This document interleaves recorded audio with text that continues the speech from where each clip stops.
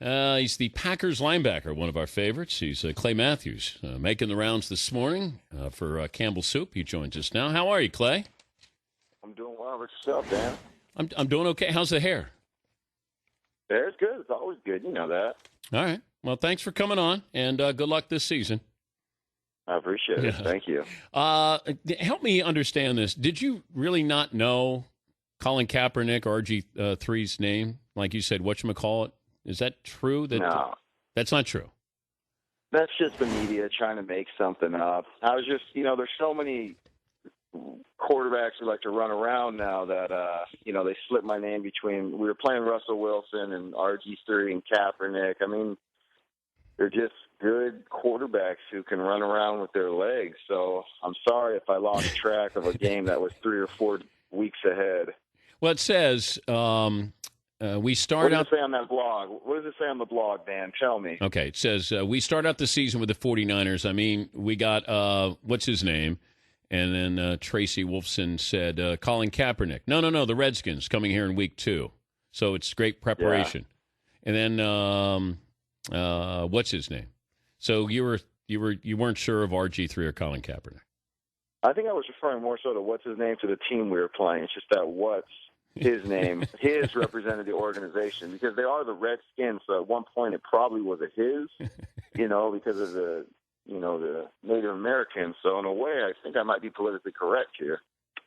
But you do know who these guys are, and you'll get to see a lot of them. But if you were going to pick a pocket guy or somebody who is a runner or runner/passer, who would you rather face with your position?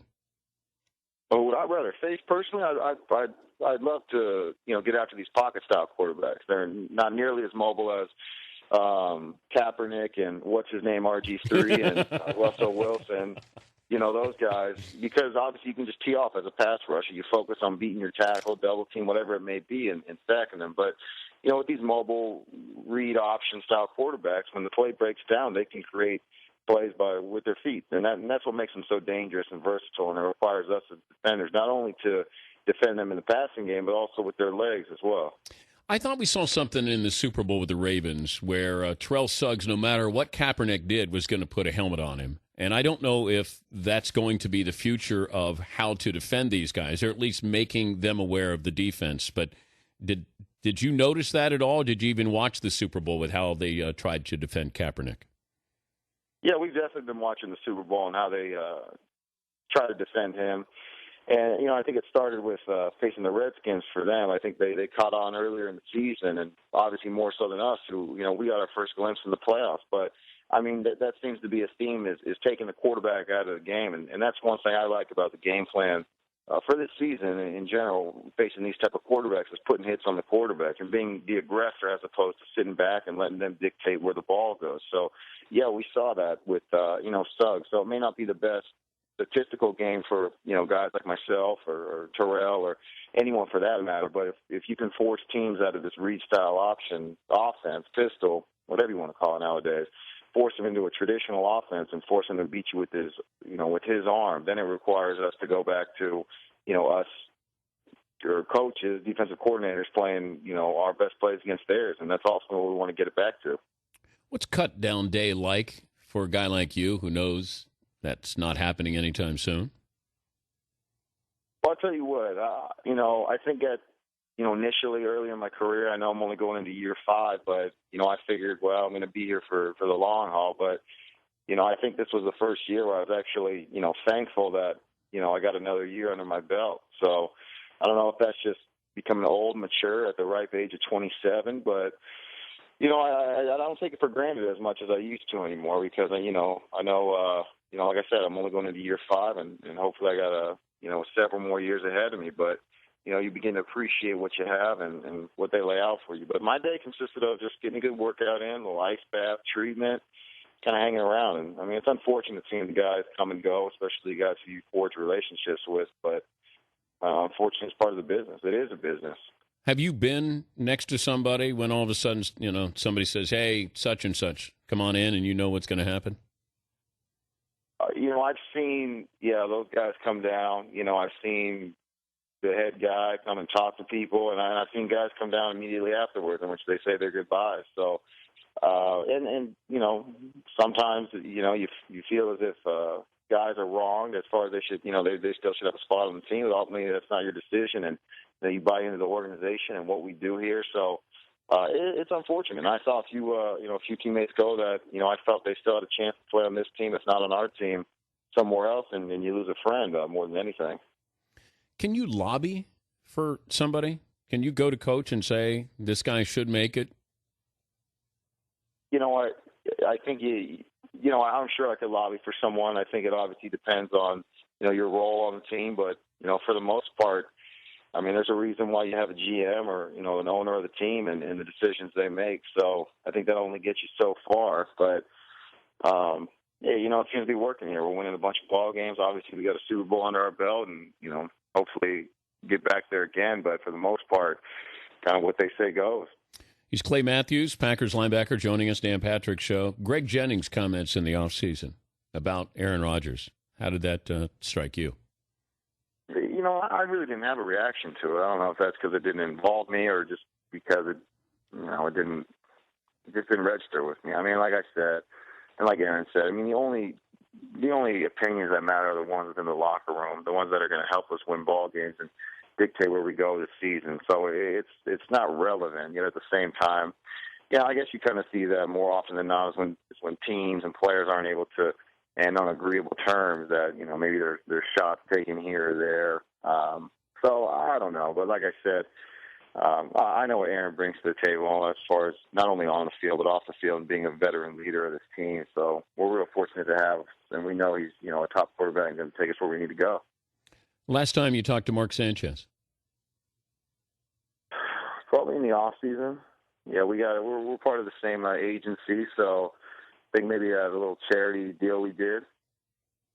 Yeah, I think he's on the outside looking in, and once they draft a quarterback, I don't know, feels like the handwriting's on the wall there for Sanchez with the Jets. Yeah, I'm not sure. Obviously, we're good friends. I'm pulling for him. I know he more than has the capability of being a starting NFL quarterback, but I mean that's what you said. I mean, no different than what we had just talked about as far as guys moving and coming and moving around. So, but all for me, I hope it all works out. I'm not really focused on the Jets right now, but Sanchez, good friend. Hopefully it all works out. The new hitting rules in college football.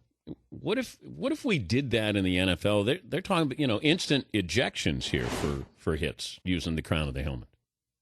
I think it's a horrible rule. I mean, because I saw two clips where one was egregious. I think maybe on a punt return where it was a fair catch and went straight for the head, but another one was just a hit on a receiver. I think it's these are rules made by guys who have never played the game and don't understand some of the hits that are taken out there. So I mean, there are egregious ones that you see that. I mean, in the NCAA, obviously you can't find kids, but I don't agree with it. I also don't agree with that rule. If you lose your helmet, you have to come out for a play. So I mean, there's a few things that I think we all don't agree with the NCAA, but I mean, that being one of them. I mean, taking it's like me if I were to get a face mask. You're not intentionally trying to do it, but it happens because it's a physical game and parts are moving fast.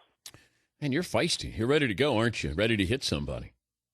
Listen, I've been in 6 weeks of camp, 4 preseason games. I've had to listen to you all off season talk about how great, every other team is except the Packers. So yeah, I'm ready to roll, Dan. But here's the thing: your defense scares me, man. Not in a good way. Well, I mean, what do you want me to say that?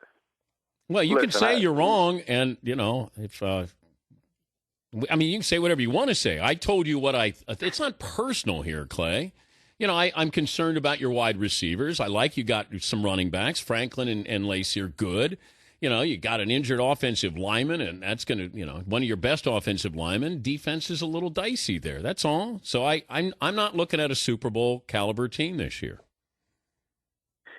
Well, we always appreciate the motivation. I will say that we got our offense will always put up numbers. We're going to win our ball games. There's no doubt about that. And then, as I continue to say, it's just about winning them when they count. And unfortunately, we haven't done that the last 2 years. We're losing to the Giants and San Fran as well. So, I mean, our goal is always a Super Bowl, but we have to take that one step at a time. That's getting to the playoffs, and then focus on those games, because it's obviously one and done. It doesn't matter if you have a 15-1 record like we had in 2011, or if we go on the road and San Francisco's coming out off a bye. So ultimately, that's all that matters. So I mean, we'll see though. You saw us in 2010 as a 6th seed win the Super Bowl. You saw it in 2011 with the Giants coming in, and obviously last year with Baltimore, I think losing 4 of their last 5 games. So anything can happen. That's what's great about I'll be on your bandwagon if you guys play well, but I'm the Kaepernick of radio hosts when it comes to you. So kissing your biceps. What's going on over there?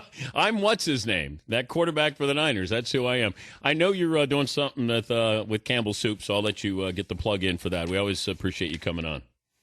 Yeah, absolutely, my pleasure. Yeah, so I teamed up with Mama's Boy this year, the Campbell's Chunky Soup's not newest campaign, but the campaign that's included the greats like McNabb, Urlacher, Reggie White, Terrell Davis. So I'm the latest Mama's Boy around here. So I'm enjoying it. I think it fits perfectly with what I represent and what Campbell's represents. So we're also doing a great thing too, as far as Campbell's is. They started the Sacks for Soup campaign, and for every sack that I record this year, they'll donate 2,000 cans of soup as well as $1,000 to my foundation. And 1,000 of those cans will go to a local food bank here in Green Bay, as well as the opposing city that I record a sack in. So, I mean, San Francisco should be listening right now and allow me to get after Kaepernick, because it's only going to, feed the needy about getting, so maybe 2 or 3 sacks. That's 2,000 to 3,000 cans of soup. That's 2,000 or 3,000 fans I need right there who are going to lobby for me. Somebody's going to show up with a jersey that says, what's his name? And they're going to have Kaepernick's number 7 on it. You're getting away from the message now. Oh, I know. I was trying to bring it kind of full circle here. Buy Chunky Soup. I think is key, and hope that Clay Matthews has a lot of sacks this year. How's that? That's it right there. That's the essence of what we just talked about today. Good to talk to you. Always a pleasure. All right. Thank you, Clay. Packers linebacker.